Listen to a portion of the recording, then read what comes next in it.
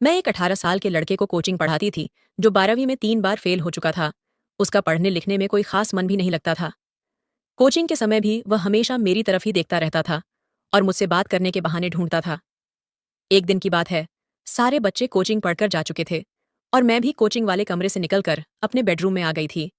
तभी अचानक से मोहित मेरे कमरे में आ गया और कहने लगा, मैम, अगर मैं किसी दूसरे तरह से कोचिंग की फीस भर दूं तो आपको कोई दिक्कत तो नहीं है? मैंने कहा, नहीं, मुझे क्यों दिक्कत होगी।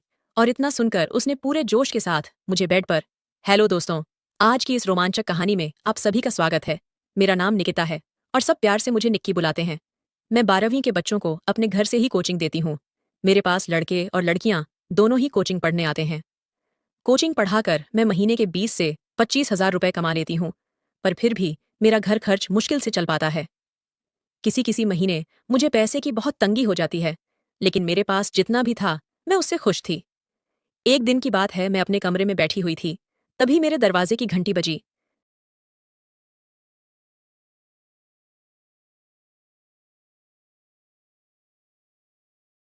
साल का पोता भी था। उन लोगों को देखकर ही पता लग रहा था कि यह लोग बहुत ही अमीर फैमिली से हैं। दादाजी मेरे सामने आकर खड़े हो गए और मुझसे बोले, बेटा, क्या तुम्हारा नाम ही निक्की है? मैंने कहा, जी दादाजी, मेरा नाम ही निक्की है। क्या आपको मुझसे कोई काम है? उन्होंने अपने पोते को आगे बढ़ाते हुए बोला, ये मेरा पोता मोहित है और मैं चाहता हूँ कि आप इसको 12वीं की कोचिंग दो। उनकी यह बात सुनकर मैं हैरान रह गई। एक इतना अमीर व्यक्ति अपने पोते को मेरे पास कोचिंग के लिए क्यों लाया है, जबकि इस शहर में बड़े बड़े कोचिंग सेंटर हैं जहां पर हर तरह की सुविधा दी जाती है। मैंने अपनी यही दुविधा उनके सामने रख दी तो वो बोले, बेटा, ये 12वीं में 2 बार फेल हो चुका है। मैंने शहर के बड़े बड़े कोचिंग सेंटर में इसे पढ़ाया है, लेकिन कोई फायदा नहीं हुआ। मैं तो लगभग हार ही मान चुका था कि ये कभी 12वीं पास कर भी पाएगा या नहीं। लेकिन कुछ ही दिनों पहले मैंने अपने मोहल्ले के एक लड़के से आपका नाम सुना। उसने मुझे बताया कि आप बहुत ही प्यार से सारे बच्चों को पढ़ाती हैं और आपके पढ़ाए हुए बच्चे अच्छे नंबरों से पास होते हैं।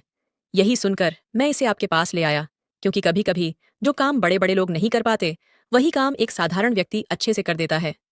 दादाजी की बातों में मुझे सच्चाई नजर आ रही थी। मैंने उनसे कहा, आप परेशान मत होइए, मुझे पूरा यकीन है कि इस बार मोहित 12वीं जरूर पास करेगा। मैं बाकी बच्चों से एक महीने के 3 हज़ार रुपए लेती थी, लेकिन मोहित के दादाजी ने मुझसे कहा था कि वो मुझे एक महीने के 5 हज़ार रुपए देंगे। दादाजी ये सारी बातें करके चले गए और मोहित को उन्होंने उसी दिन से मेरे पास कोचिंग के लिए छोड़ दिया। पहले दिन से जब मैंने मोहित को पढ़ाना शुरू किया तो मुझे समझ आया कि वह पढ़ाई में बहुत कमजोर है, लेकिन उसका ध्यान पढ़ाई पर नहीं रहता है। मैं जब भी उसको पढ़ाती थी वो कहीं और ही देखता रहता था। 3-4 दिन तक तो ऐसे ही चलता रहा। कुछ दिनों बाद मोहित के दादाजी मेरे घर आए और उसकी पढ़ाई के बारे में पूछने लगे। मैंने उनसे कहा, दादाजी, मोहित पढ़ाई में बहुत ही कमजोर है। मुझे उस पर बहुत मेहनत करनी पड़ेगी और इसके लिए फीस भी ज्यादा लगेगी। दादाजी मेरी बात सुनकर थोड़ा परेशान हो गए और बोले, बेटा, तुम्हें जितनी भी फीस चाहिए हो मैं उतनी देने के लिए तैयार हूँ, लेकिन इस साल मेरा पोता 12वीं पास हो जाना चाहिए। मैं तुम्हें 5 हज़ार की जगह 30 हज़ार रुपए महीना दूंगा। बस तुम मेरे पोते को 12वीं पास करवा दो। मैंने दादाजी से कहा, आप चिंता मत करिए, अब मोहित मेरी जिम्मेदारी है। अब मैं मोहित को एक्स्ट्रा क्लास देने लगी थी। दोपहर 1 से 2 बजे तक बाकी सारे बच्चे कोचिंग खत्म करके अपने अपने घर चले जाते थे, लेकिन सिर्फ मोहित शाम के 5 बजे तक अकेला कोचिंग पढ़ता था। एक दिन जब सारे बच्चे कोचिंग पढ़कर चले गए तो मैं 5 मिनट आराम करने के लिए अपने कमरे में आ गई। 5 मिनट बाद जब मैं अपने कमरे से बाहर आई तो मैंने देखा कि मोहित मोबाइल चला रहा था। मैंने उसके हाथ से मोबाइल ले लिया। वो फोन बहुत ही महंगा था। एक 12वीं क्लास के बच्चे के हाथ में इतना महंगा फोन देखकर तो मैं हैरान ही रह गई। जैसे ही मैंने उसके हाथों से मोबाइल खींचा तो वो मोबाइल वापस लेने के लिए जिद करने लगा। इस खींचातानी में मेरा पल्लू नीचे गिर गया और अचानक से मेरे उभार मोहित के सामने आ गए। ऐसा होते ही मैंने तुरंत मोबाइल छोड़ दिया और अपना पल्लू ठीक करने लगी। मैं उसे एक छोटा बच्चा समझती थी, लेकिन उसकी नज़र बच्चों वाली नहीं थी। मैंने उससे कहा, मोहित, अब तुम घर जाओ, कोचिंग खत्म हो चुकी है। वो अचानक से मेरे पास आकर बैठ गया और मेरे हाथ पर अपना हाथ रखते हुए बोला, मैम, मुझे माफ कर दो, मुझसे गलती हो गई। उसका स्पर्श मुझे बच्चों वाला नहीं लग रहा था। तभी अचानक से मेरे पति आर्यन घर आ गए, लेकिन उन्होंने मोहित और मुझ पर ज्यादा ध्यान नहीं दिया, क्योंकि वो मोहित को एक बच्चा ही समझते थे। आर्यन जब घर आए तो उनका चेहरा उतरा हुआ था। ये देखकर मैंने मोहित से कहा, बेटा, अब तुम घर जाओ, कोचिंग खत्म हो चुकी है।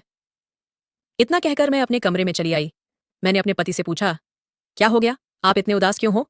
वह बोले, निकी, इस बार मेरे बॉस ने मेरी आधी सैलरी काट दी है। पता नहीं इस बार घर का खर्च कैसे चलेगा। मैंने उनकी यह बात सुनकर अलमारी से 30,000 रुपए निकालकर उनके हाथों पर रख दिए और मोहित के दादाजी वाली पूरी बात बता दी। वो ये सुनकर बहुत खुश हुए कि चलो, कम से कम मैं तो कोचिंग से अच्छा खासा कमा रही हूँ। पैसे मिलते ही आर्यन ने मुझे गले से लगा लिया और कुछ कुछ हरकतें करने लग गए। अचानक मेरी नज़र कमरे के दरवाजे पर पड़ी तो मैंने देखा कि वहां से मोहित अंदर झांक रहा था। उसको देखते ही मैंने आर्यन को और कस के गले लगा लिया। मेरे पति थोड़ा मूड में आ रहे थे, पर मोहित के वहां रहते मैं कुछ भी नहीं करना चाह रही थी। इसीलिए मैंने अचानक से कहा, अरे मोहित, तुम यहाँ क्या कर रहे हो?